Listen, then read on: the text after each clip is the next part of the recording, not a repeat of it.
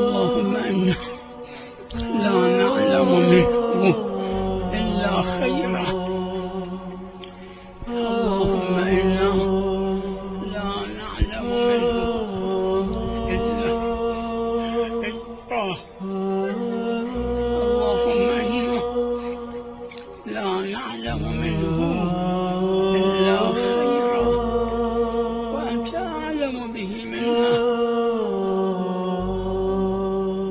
الحمد لله رب العالمين، والصلاة والسلام على أشرف الخلق أجمعين سيدنا محمد وآله الطيبين الطاهرين.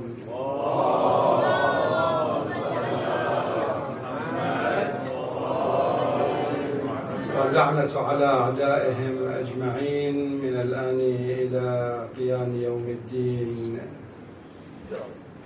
قال الله تعالى في محكم كتابه: بسم الله الرحمن الرحيم، يرفع الله الذين آمنوا منكم والذين أوتوا العلم درجات. دائما الإيمان يلتزمه العلم، إذ لا قيمة لإيمان ليس معه علم. حينما يخير الإنسان المؤمن بين ماله وأهله ونفسه ودينه، فالمطلوب منه أن يضحي ماله، وإذا استلزم الأمر أن يضحي أهله، وإذا استلزم الأمر ضحى بنفسه. أما أن يضحي بدينه فهذا ما لا يجوز له. إن كان هذا المعنى يدل على شيء فإنما يدل على عظمة الدين في حياة الإنسان.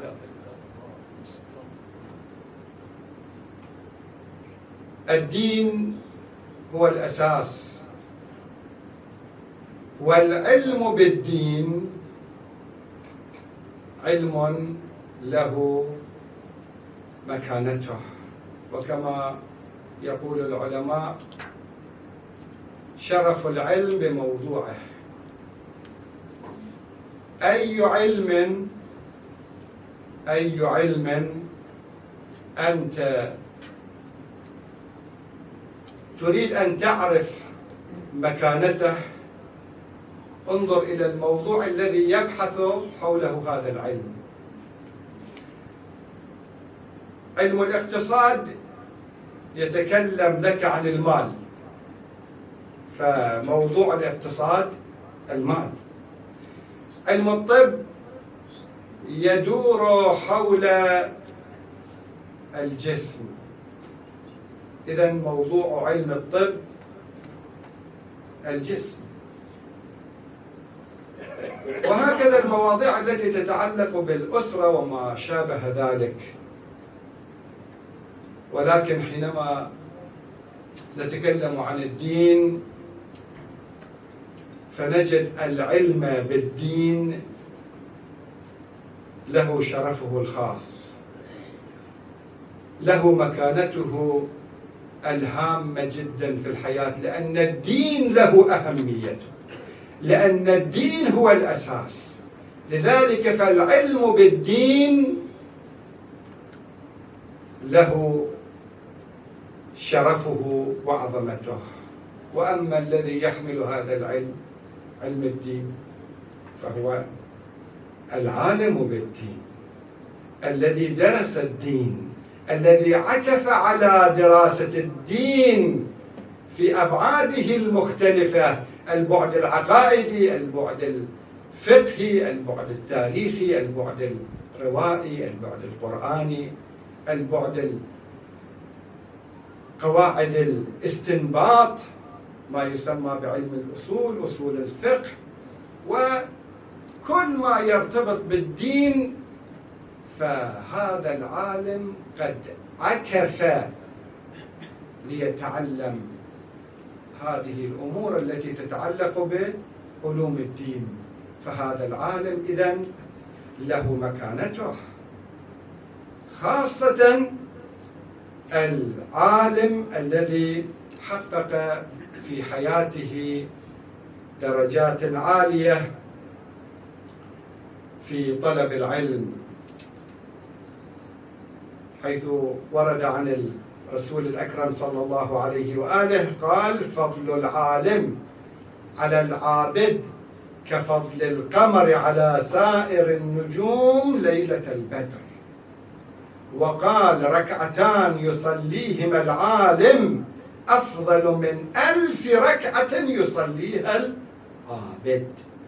وقال: ساعة من عالم يتكئ على فراشه ينظر في عمله خير من عبادة العابد 70 عاما. والأحاديث كثيرة في هذا الموضوع حول فضل العالم، لأنه أصبح ظرفا لأفضل العلوم وأشرفها، تلك العلوم التي ترتبط بأهم شيء في الحياة وهو الدين.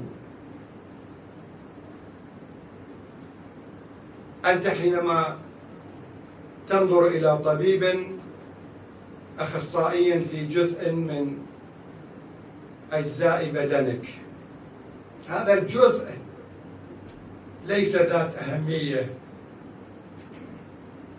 ولكن حينما تنظر إلى طبيب مختص في القلب، هنا تراه له أهميته، لأن القلب أهم من الأصابع، أهم من الأذن، أهم من الحنجرة، أهم من كل الأعضاء التي أنت تحملها في بدنك. يمكنك أن تستغني في ظرف معين عن جزء من أعضائك، ولكنك لا تستطيع أن تستغني عن قلبك، لأنه هو الذي ينبض لك بالحياة. لذلك ترى طبيب القلب أهم من طبيب الأذن والحنجرة وما شابه ذلك. وهنا أيضا بالنسبة للدين، عالم الدين له مكانته، له شرفه، له احترامه. وإذا كان هذا العالم مرجع دينا بمستوى المرجعية، فله أهميته القصوى، حتى قال الإمام المعصوم عليه السلام: الراد عليه كالراد عليه، والراد عليه كالراد على رسول الله، والراد على رسول الله كالراد على الله. المرجع له أهميته. كل ما لدينا في حياتنا الدينية، والدين هو يتدخل في كل جزء من أجزاء حياتنا، المرجع له في كل جزء من هذه الأجزاء رأي فقهي وتوجيه عقائدي وإرشاد أخلاقي، كل ذلك نأخذه من المرجع. فالمرجع هو في زمن غيبة الإمام الحجة عجل الله فرجه الشريف مكانته مكانة الإمام المعصوم، من كان من الفقهاء صائنا لنفسه حافظا لدينه مخالفا لهواه مطيعا لأمر مولاه، فللعوام أن يقلدوه. إذا أردت أن تكون متدينا وملتزما بالدين، هكذا رسم لك المعصوم عليه السلام طريقك إلى الدين الصحيح. ليس الدين أن تأخذ من المثقف أو تأخذ من هذا وذاك أو تأخذ من رأيك الشخصي ومزاجك وذوقك. هذا الطريق غير المشروع في الوصول إلى رضا الله سبحانه وتعالى. هذه مقدمة أيها الإخوة للحديث عن شخصية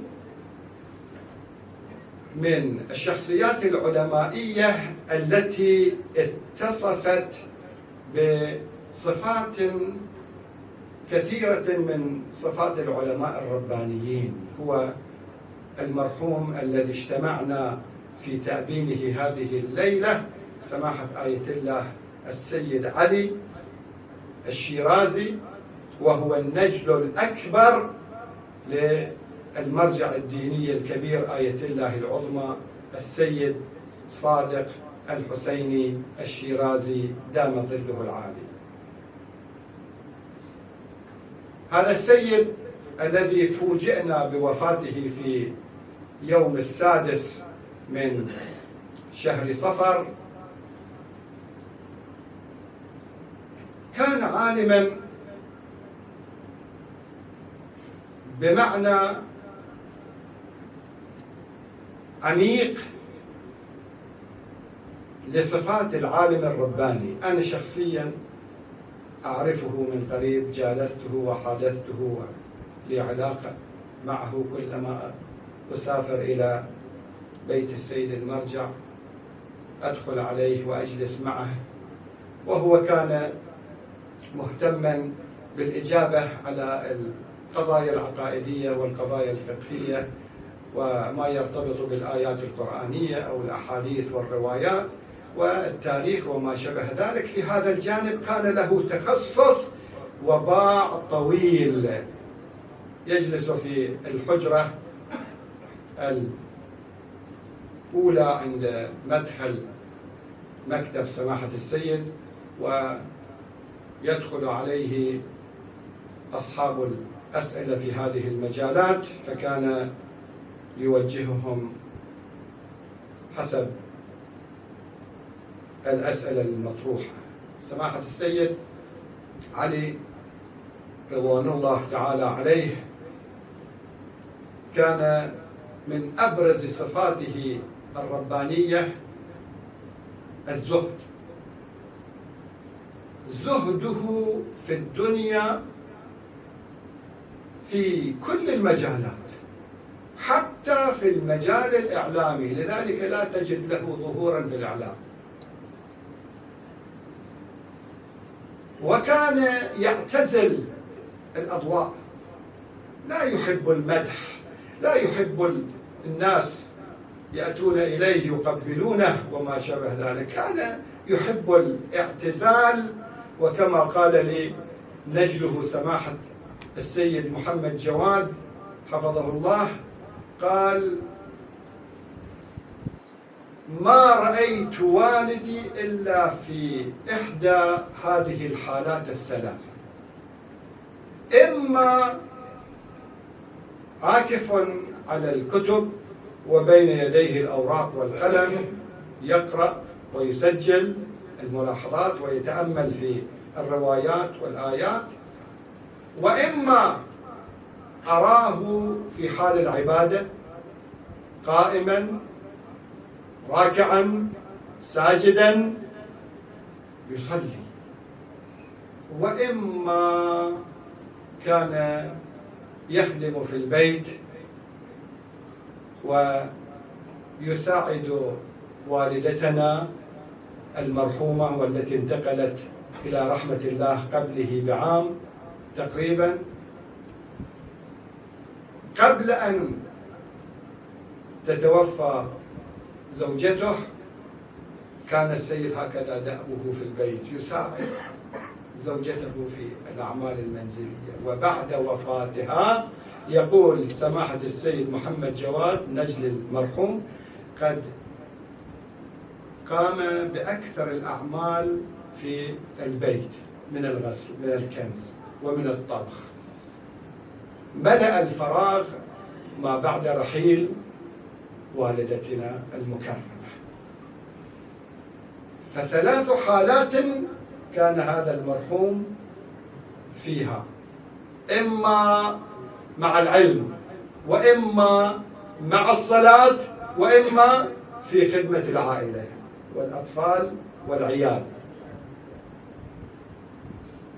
صهره سماحة العلامة السيد أحمد الهاشمي الشهيدي كتب في مقال باللغة الفارسية، وسوف أترجمه إلى اللغة العربية وأنشره ضمن سلسلة قصص العلماء. ذكر مجموعة صفات عجيبة في شخصية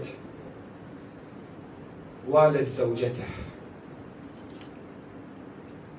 يقول: كان بشوشا، كان خدوما، كان في قمة التواضع، وكان يحب البساطة، وكلما كنا نشتري له حاجة كان يقول: ما دامت لدي مثلا ثوبا لم يكن باليا ويمكن الاستغناء عنه، لا بأس، هناك فيه شيء من الحياة، يقول: لا تستبدلوا لي هذا الثوب بثوب جديد. صلوا على محمد وآل محمد.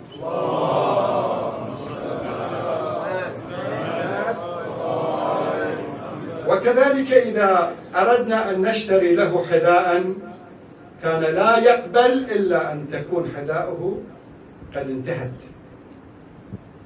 وأما أثاث المنزل ما كان يقبل أن يستبدل الأثاث بأثاث جديد إذا كان هذا الأثاث القديم يمكن الاستفادة منه لا زال. الزهد في شخصية سماحة السيد الراحل كان إلى هذه الدرجة. وكان يقول في مقاله أنه كلما كنا نحتاج إلى دفعة معنوية وروحية وتشجيع في طلب العلم، أحيانا طالب العلم يصبح ضعيفا في همته ويقل حماسه في طلب العلم، فيقول: كلما كنا نشعر بهذه الحالة ندخل على سماحة السيد فيلقي علينا رواية ويذكر قصة ويشحن قلوبنا بهمة طلب العلم ويحمسنا للمضي في مسيرة العلم وطلب العلم. لديه أيضا في هذا المقال بعض النقاط التي سأشير إليها، منها أنه حينما كنت أسأله عن معضلة علمية، عن مسألة عقائدية أو فقهية معقدة وصعبة، فكان يقول: أنا كتبت حول هذا الموضوع في أوراقي، فإذا كان الجواب حاضرا في ذهنه كان يعطيني الجواب، وإذا كان يحتاج إلى أن يراجع الأوراق فيقول لي: اصبر قليلا. فأراه بكل سرعة يبحث بين أوراقه ويستخرج تلك الورقة التي كتب فيها الجواب على هذا السؤال. هذه الإحاطة العلمية تدل على أن الرجل كان في ليله ونهاره عاكفا على الكتاب وعلى العلم وعلى التفكر. فكذلك يقول صهره: لديه موسوعة فقهية غير مطبوعة، فقه استدلالي يعني مسائل شرعية مع الأدلة. لو طبعت هذه الموسوعة الفقهية لبلغت بين 20 إلى 25 مجلد في حال الطباعة. يقول: ذات مرة تجرأت بهذا السؤال فقلت له: سيدنا، لماذا لا تطبع هذه الكنوز العلمية التي ألفتها وعكفت على تحقيقاتها العلمية، لماذا لا تطبع؟ فكان يقول: كل شخص له وظيفة. هناك من وظيفته أن يفكر ويكتب، وهناك من وظيفته أن يبلغ ويتكلم. فهذا الكتاب أيضا سوف لا يبقى على الأرض، سيأتي من يطبعه.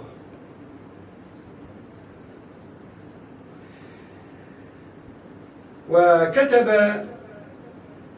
صهره سماحة السيد الشهيدي أيضا في مقاله أن لسماحة السيد المرحوم آراء خاصة في الفقه. أولا، كان يحب عمه المرجع الراحل سماحة آية الله العظمى السيد محمد الحسين الشيرازي رحمه الله حبا شديدا، بحيث كان دائما يقرأ في موسوعته الفقهية ذات 160 مجلد، أكبر موسوعة فقهية في الاستدلال والتفريعات للمسائل ومختلف المواضيع. هذه الموسوعة التي لم تصل إلى مستواها كل الموسوعات التي طبعت للمراجع. رحم الله الماضين منهم وحفظ الباقين. هذه الموسوعة كان السيد الراحل السيد علي ابن السيد المرجع السيد صادق حفظه الله كان يستأنس لها ويقرأ فيها، وهو في نفس الوقت له رأيه الاجتهادي الخاص، يختلف أحيانا في رأيه الفقهي مع كبار المراجع، ولكن يذكرهم بالنقد في قمة الاحترام. يحترم المرجع الذي يختلف معه في الرأي،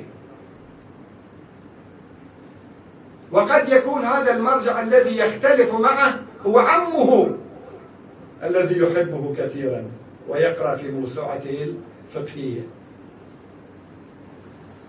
ويقول أحيانا يختلف في رأيه حتى مع أبيه السيد المرجع حفظه الله. له اجتهاده في حوزاتنا العلمية.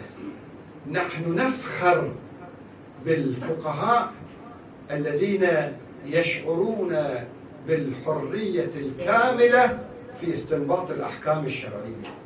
لا يجد الفقيه الحقيقي سقفا على رأسه لكي يتوقف إذا كانت الأدلة تأخذه إلى مسألة من المسائل الشرعية. مثلا يضرب مثال صهره، يقول فيما يرتبط بتقليد المجتهد والمرجع الواحد، فكان رأي الراحل المرحوم سماحة السيد علي الشيرازي أنه لا يجب تقليد مرجع واحد، تستطيع أن تأخذ مسائلك الشرعية من عدة مراجع يكون عدول وعلى مستوى علم رفيع. تستطيع أن تأخذ منه مسائلك الشرعية من عدة مراجع، وليس أن تأخذ من مرجع واحد وتحصر نفسك في هذا المرجع الذي أنت اخترته للتقليد. هذا رأي جديد، وقد يستند هذا الرأي إلى مجموعة روايات وآيات في أن العلماء يتسابقون إلى أعماق العلوم، وهناك من يصل وهناك من يصل ما بعده وهناك من يصل قبل ذلك وبعد ذلك، درجات. يرفع الله الذين آمنوا منكم والذين أوتوا العلم درجات. فإذا كان عالم له رأي يجب أن لا يقمع ما دام هذا العالم يتصف بالصفات الربانية التي تحدثنا عنها: التقوى، الورع، الزهد، عدم الطمع في الدنيا، ويكون خاليا عن حب الظهور، حب الذات، لأن هناك معممين يحبون هذا الظهور وهذا الحب للمدح وما شابه ذلك، فهذا لا ينطبق عليه حرية الرأي أن يقول ما يشاء. لا، الكلام عن العالم الورع التقي، فهذا له حقه أن يقول رأيه، حيث أن هذا الرأي يستند إلى آية، يستند إلى رواية، يستند إلى قاعدة أصولية وما شابه ذلك من الأدلة التي سمحت للفقيه أن يبحر ويتوسع في رأيه.